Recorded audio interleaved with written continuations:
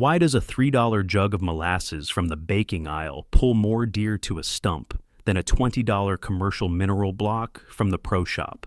Because the mineral block is designed to attract deer, the molasses is answering a biological need the deer already has. And that difference, once you understand what's actually happening inside the animal's body from October through January, changes how you think about every attractant you've ever bought. Last fall, I ran a side-by-side on my lease in Adams County, Ohio. That's the hilly, unglaciated country along the Ohio River, where the hardwood ridges drop into steep creek hollows, and the ag fields sit on top like tabletops. Same property, 2 stumps 300 yards apart.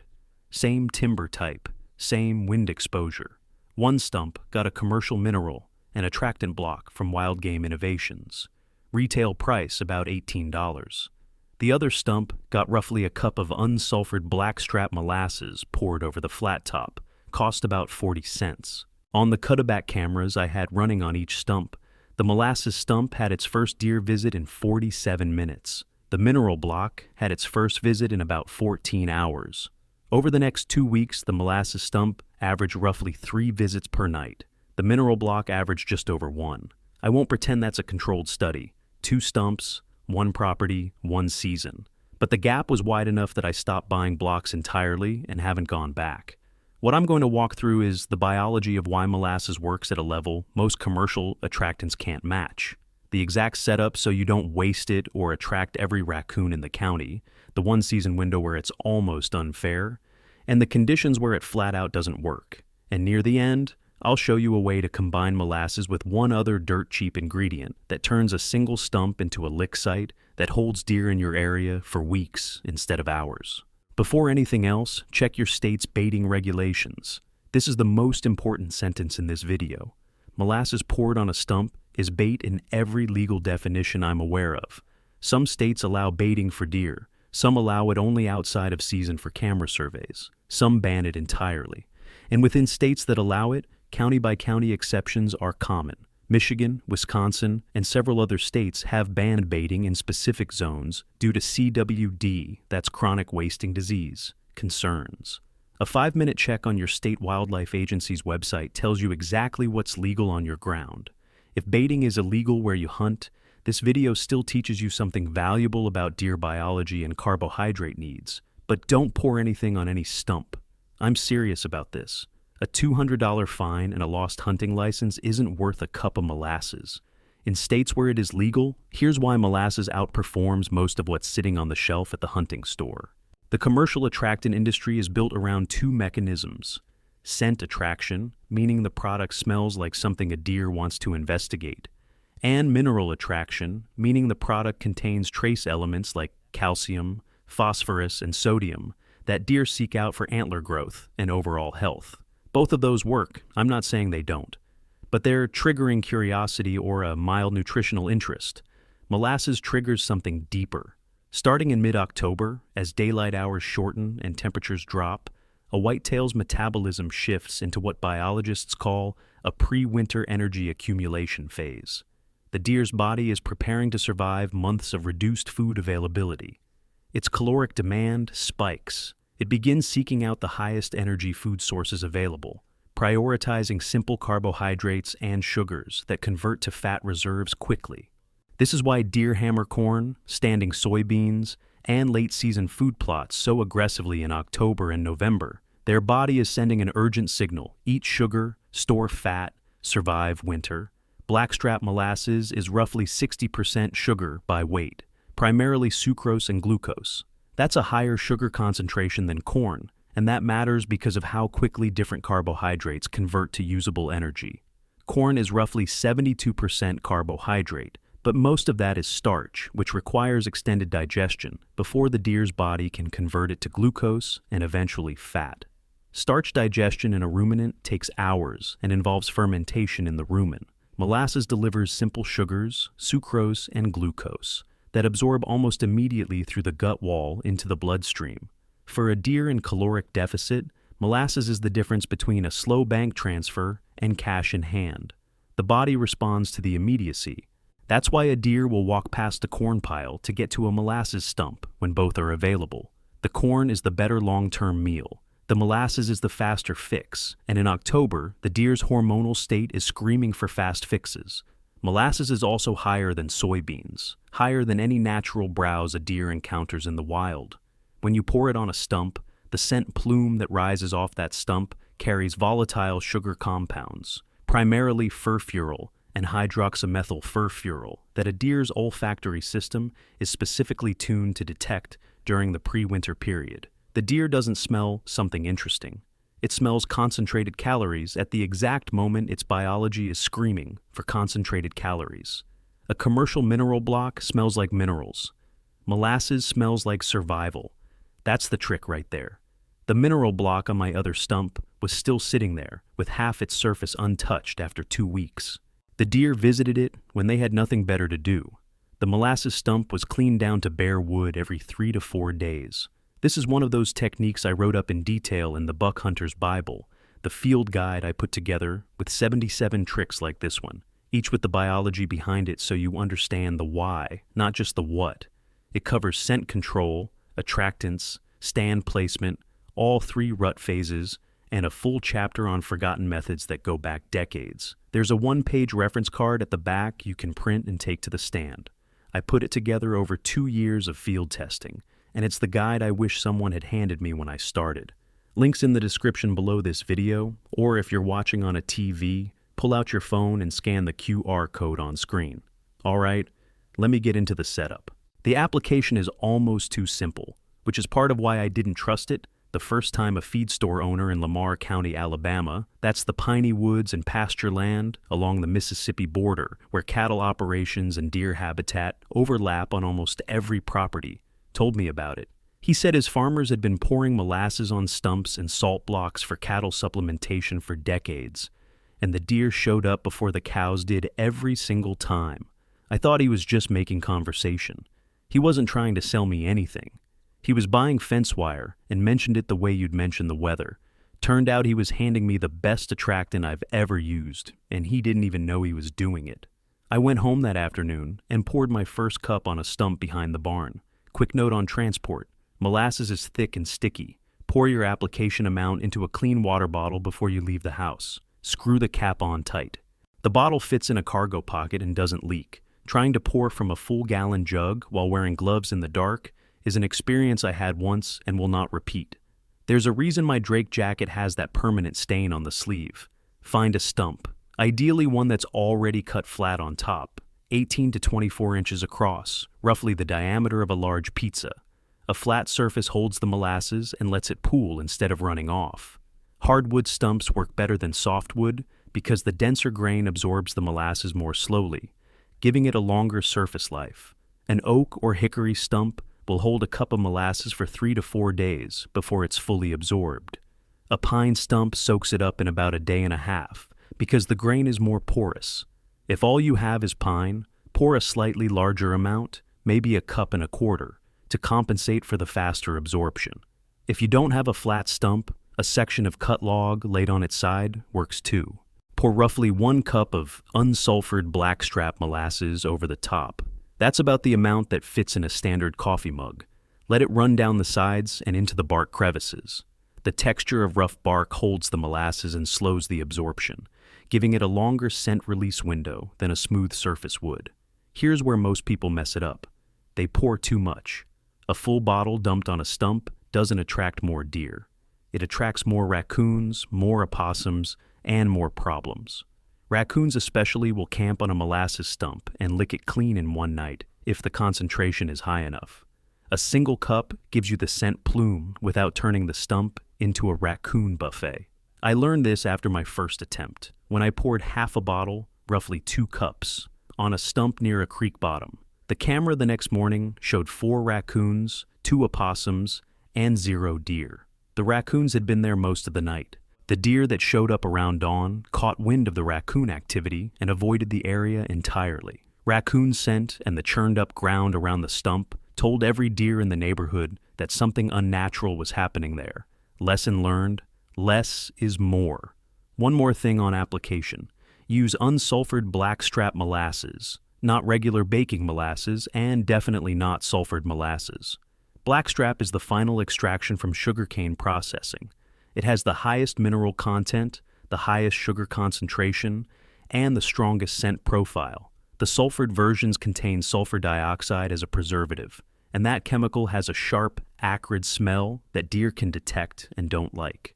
The unsulfured blackstrap is what the feed stores sell for livestock supplementation, and it's the same product that works on deer. Blackstrap also contains iron, calcium, magnesium, and potassium in meaningful concentrations. Those trace minerals are the same ones that commercial mineral blocks advertise on their labels, except you're getting them dissolved in a sugar matrix that deer actively seek out instead of a compressed block they have to work at. A gallon jug runs about $3 to $4 at most grocery stores or feed supply shops. That gallon gives you roughly 16 applications, 16 stumps or 16 weeks on the same stump. Compare that to commercial attractant blocks at $12 to $22 each, one per setup, and you start to see the math. Over a full season, a serious hunter might go through 6 to 8 commercial blocks across multiple stand locations. That's $72 to $176 per season. Over 10 years, you're looking at $720 to $1,760 on attractant blocks. The molasses equivalent for the same coverage? About $20 to $30 over the same decade. The deer on my cameras didn't care which one cost more. My wallet has opinions about that, and they're strong. They showed up faster and stayed longer at the cheaper option. Think about that for a second, somewhere around $1,000 over 10 years on products that trigger curiosity, or $30 on a product that triggers a survival instinct. Timing matters more with molasses than with mineral blocks, and this is where most guys who try it once and give up make their mistake. Molasses is at its most effective during the pre-winter carbohydrate loading window, roughly mid-October through late December, in most of the whitetail range.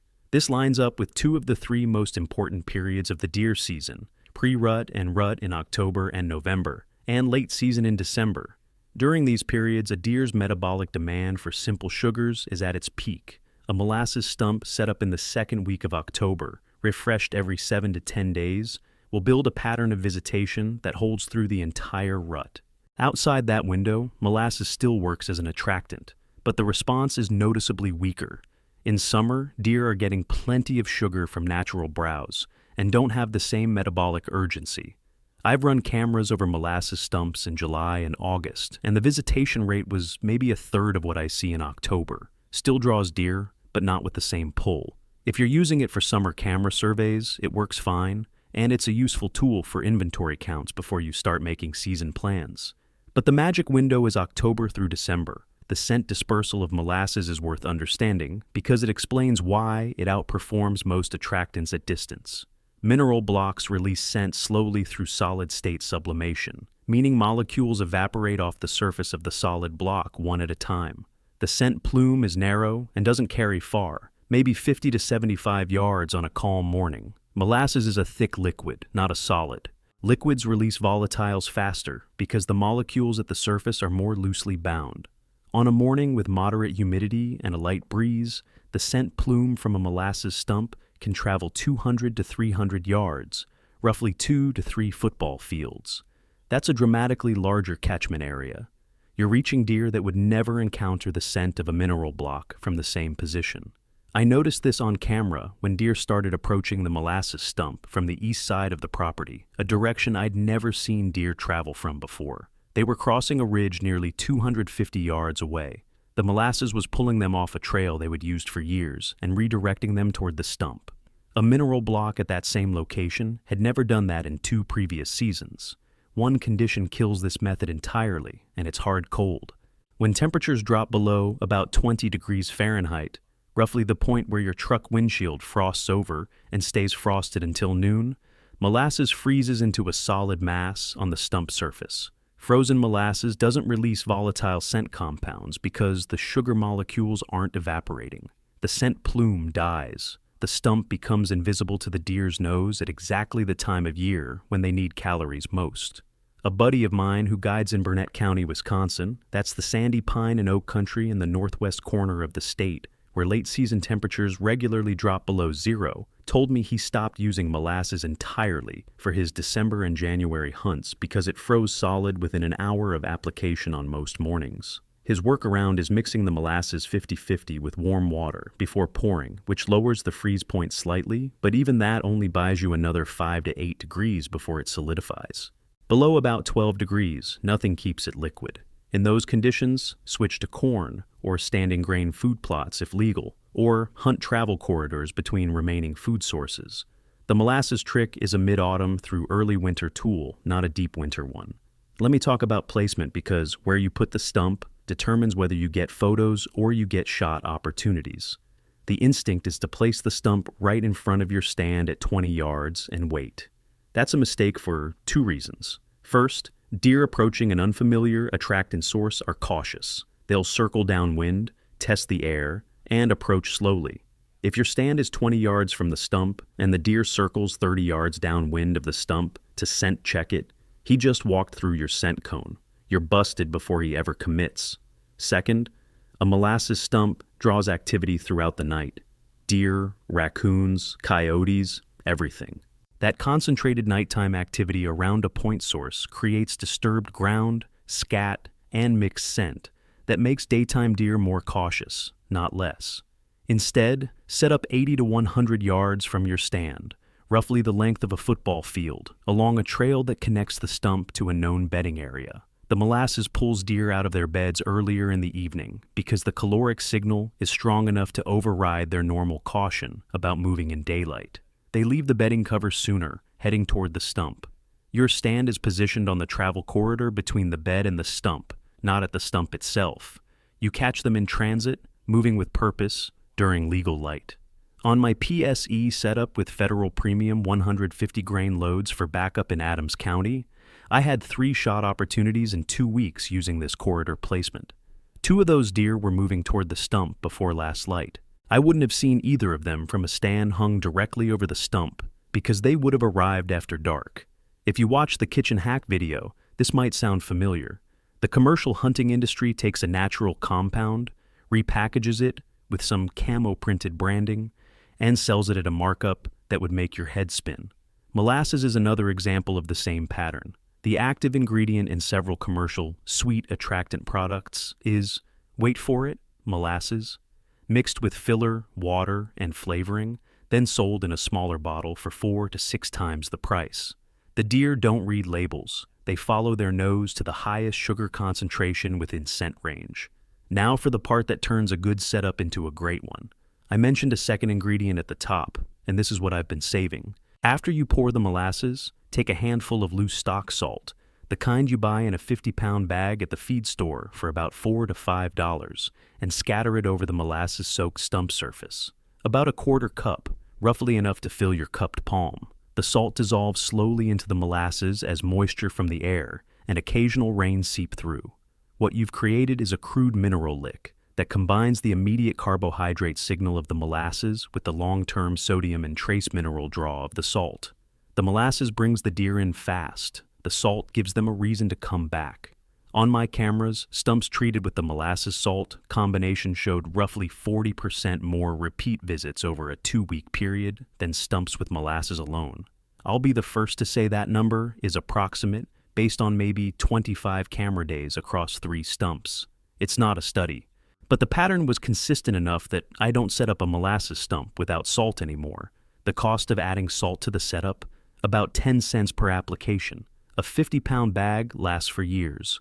One thing I haven't been able to figure out, and I want to be upfront about it. I don't know whether the deer are responding to the salt as a mineral supplement, or whether the salt is changing the scent profile of the molasses in a way that carries further or smells more natural.